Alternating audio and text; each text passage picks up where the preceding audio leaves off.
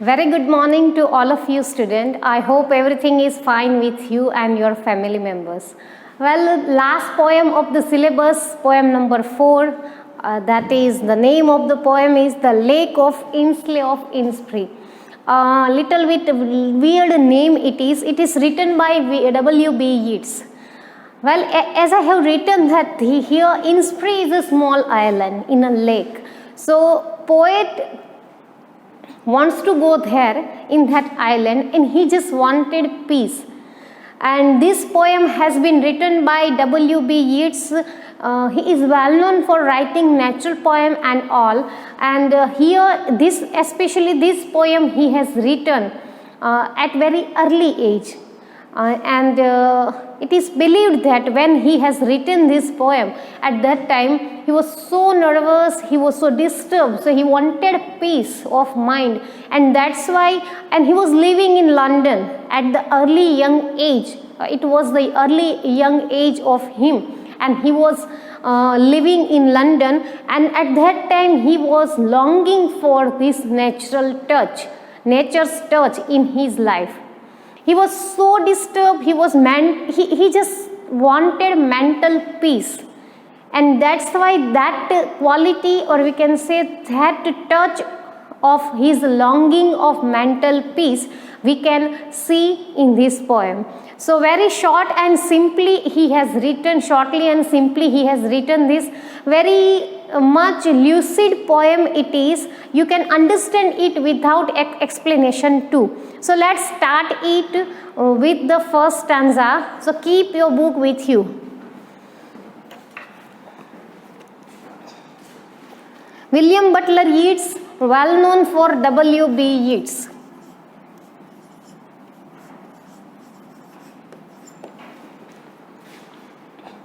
This well-known poem explores the poet's longing for the peace and tranquility of Innisfree, a place where he spent a lot of time as a boy. This poem is a lyric. So it is believed that he has spent his lot of time at this island, this Innisfree, when he was a boy, means when he was very young. So now again he wanted to spend time at that place because he wanted peace and tranquility. Tranquility means serene peace too.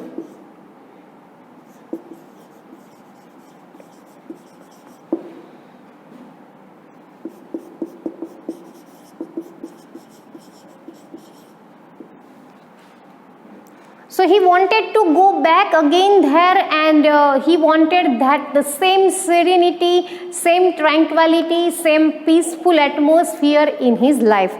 Only 3 stanzas we have here. So very easy and lucid poem, as I told you.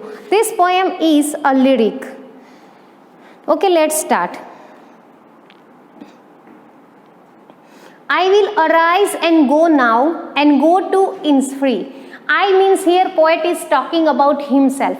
He just tells that he will arise and he will go to Innisfree. So arise means here get up, that you know. So he will arise and he will go to Innisfree, that island, and a small cabin built there of clay and wattles made. Now what will he wants to do, what will he want to do there? So he wants to build a small cabin in this island of Innisfree. He wants to make a house there, and that cabin will be of clay and wattles. Wattles means,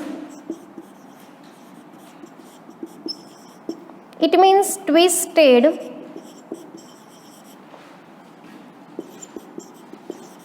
sticks for making fences and walls. It means he will use clay and he will use branches and that twisted sticks for making or for building his house. It means he doesn't need any kind of materialistic touch in his Innisfree house. He doesn't need any kind of that show off kind of things, means he doesn't need any facilities there. He just wanted to be in touch with nature, and that's why he wants to build there a small cabin made of clay and wattles. 9 bean rows will I have there, a hive for honeybee, and live alone in the bee-loved glade. Another thing he wants there. So let's see what it is. 9 bean rows will I have there. Bean rows means early sunrise.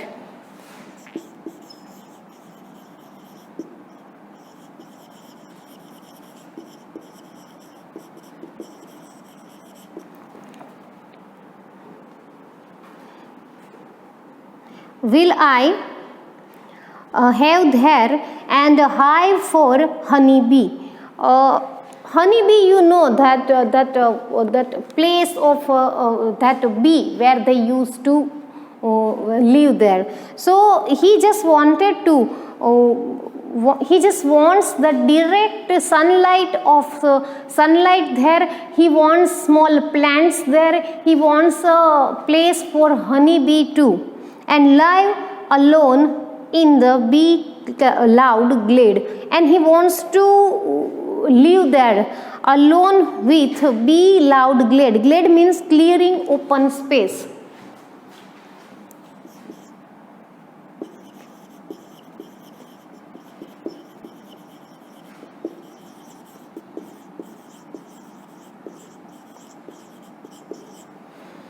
So he wants this thing in his Innisfree house. So we can say in first stanza, poet is making plan about his new house. So first stanza describes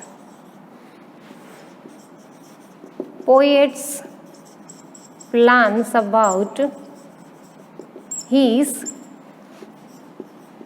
new house, because the things what he needs in new house is described in first stanza. Okay, so you just note down this first stanza keywords and this new words. After that we'll go for second stanza.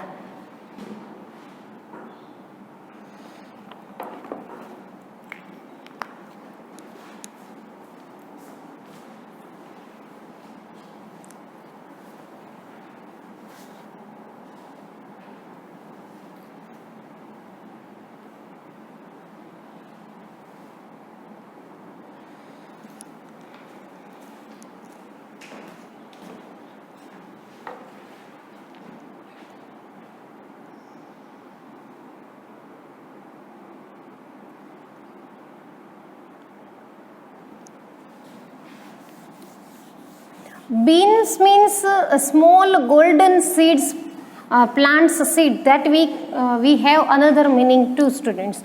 So keep this thing in your mind.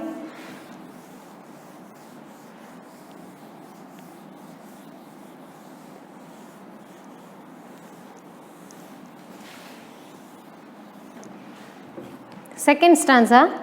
And I shall have some peace there, for peace comes dropping slow, dropping from the vales of the morning to where the cricket sings. There midnights all a glimmer, and noon a purple glow, and evenings full of linnet wings. Now exactly what he needs, that is described in second stanza. So in second stanza,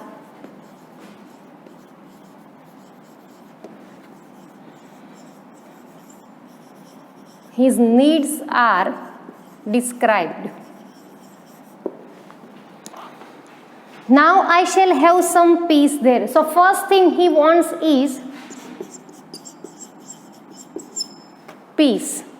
For peace comes dropping slow, dropping from the vales of the morning to where the crickets sing. So from where does that peace come? So that peace comes from dropping slow. That doesn't come that quickly, but that peace will come slowly, dropping from the vales of the morning. See, vales means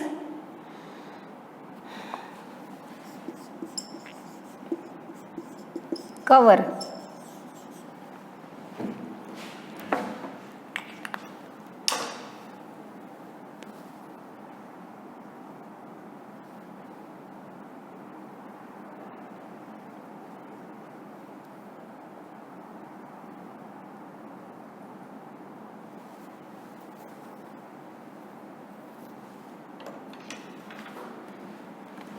So from morning's cover, that peace will come slowly to where the cricket sings, and he also wants to listen that cricket song. Cricket is a name of one insect, so that song he also wants to sing, or he also wants to listen. So first thing he need or he wants is peace. Second thing he just wants is he wants to listen cricket singing. There midnights all a glimmer and noon a purple glow. In this line he is talking about night time. So he just told that at midnight he just wants to see the glimmer, means shining of stars.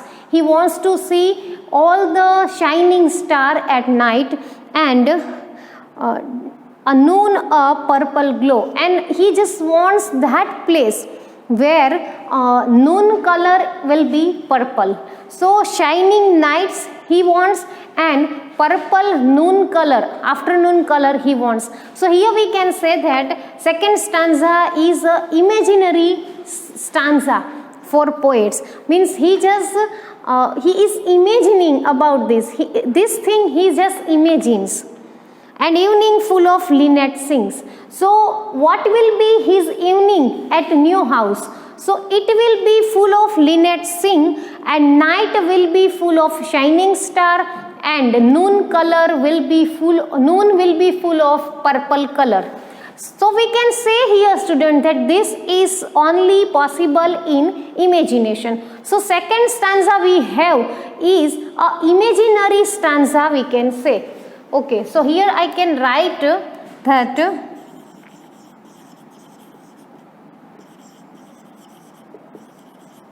imagination of night, day and noon in second stanza. Third stanza, I will rise and go now for always night and day. I hear the lake water lapping with slow sounds by the shore, while I stand on the roadway or on the pavement grey. I hear it in the deep heart's core. This is also an imagination of poet's mind.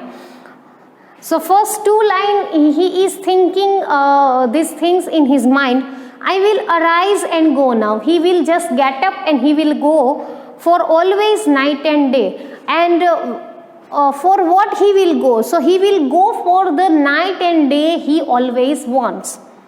I hear the lake water lapping with low sounds by the shore.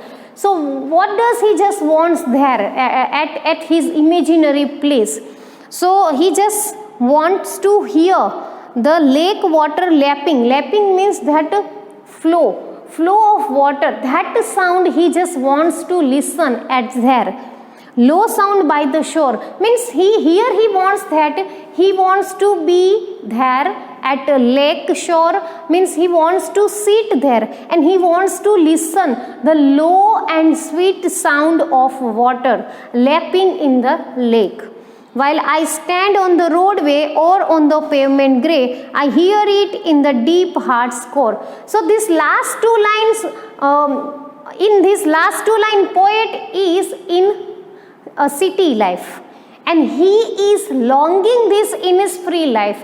Last two lines, see, pavement is there in city life. So this last two line describes that poet is in city, he is in London, and he is longing for that forest life. While I stand on the roadway, when he just stands there on the roadway, he is longing for this low sound of water, that lake sound of water there, or on the pavement grey. Grey means here dull colored. So when he is standing on the pavement, the color of that pavement is grey. So when he just he is standing there, at that time he can't enjoy that city life because he is longing for that Innisfree life.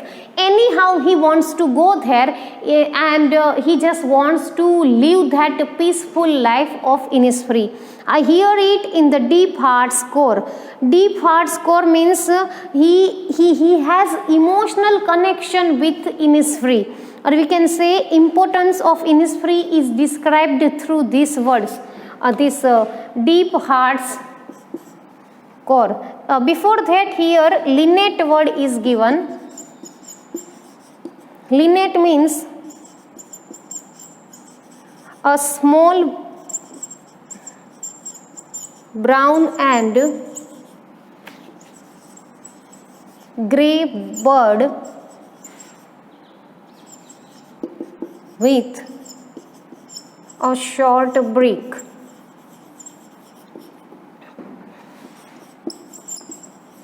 Core means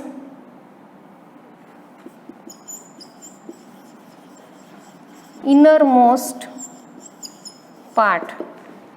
So deep heart's core means he is longing Innisfree life very deeply, means his heart is longing that Innisfree life, that peaceful life very much deeply. So this is this third stanza. Please you note down this. After that I'll give you summary of this.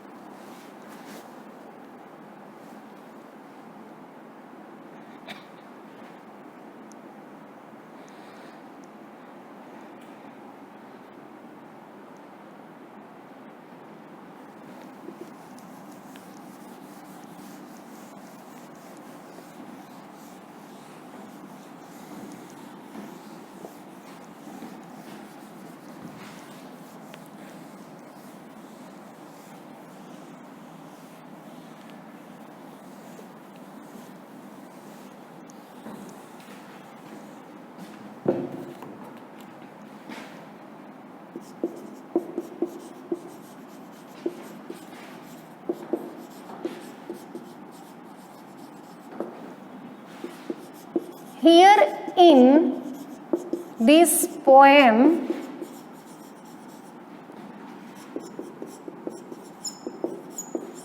W.B. Yeats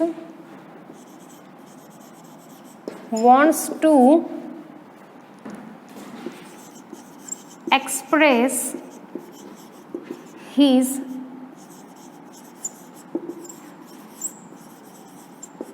longing desires of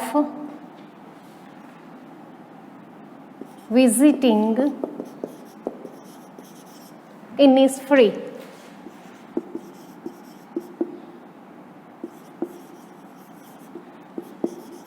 The poet is so tired of city life. He wants peaceful touch of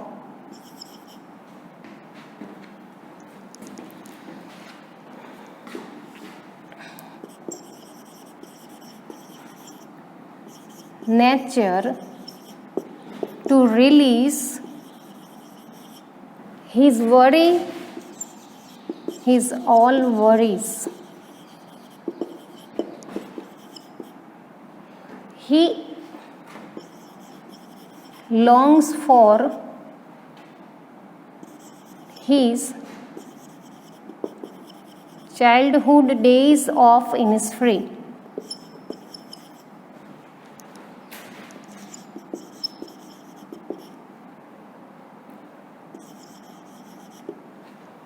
You just note down this, still something is remained. Please note down this. See, this is the theme of the poem. You can say theme, you can say summary, you can say central idea of the poem. So please you note down this.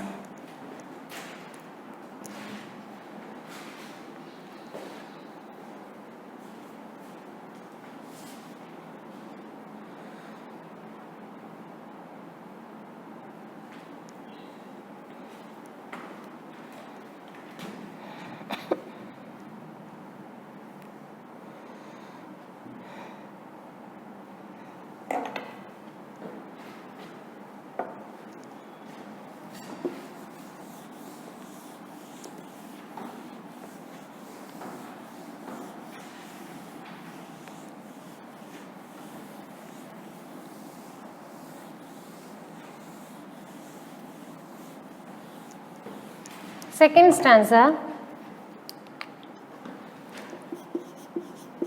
He believed that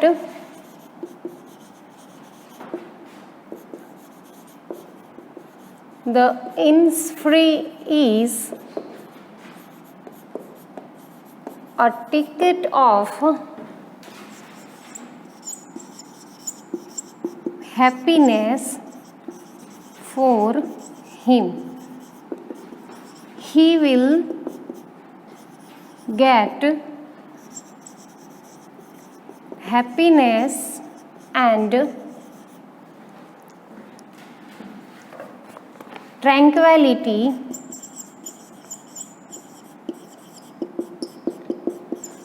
there for sure.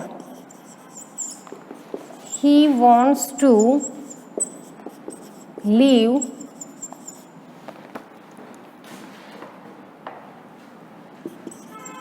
the current life of him, which is full of disturbance.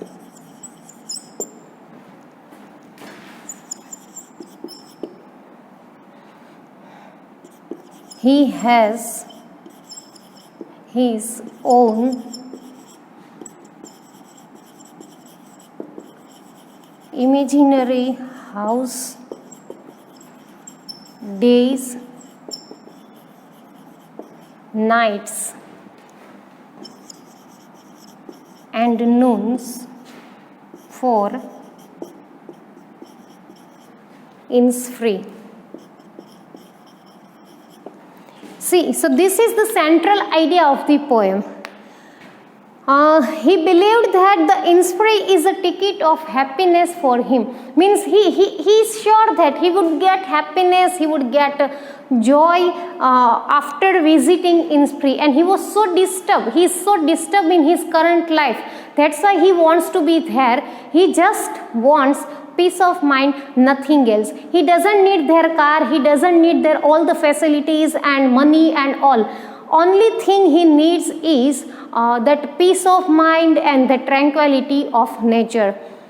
He will get happiness and tranquility there for sure.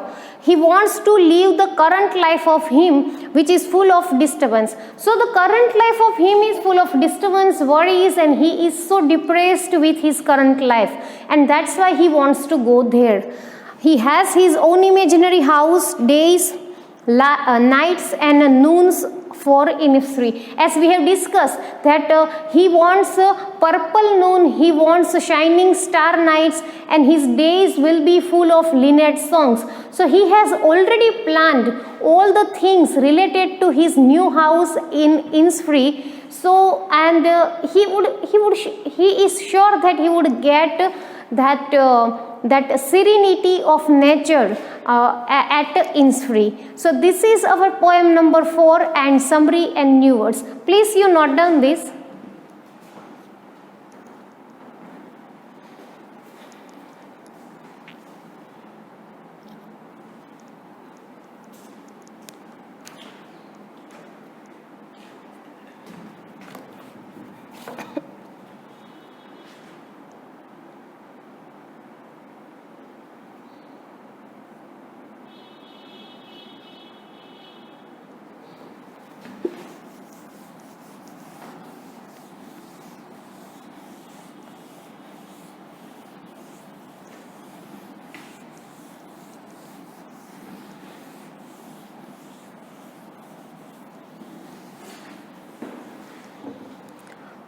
Okay student, this is for today's video. Now it's time to give you homework, and your homework is write new words and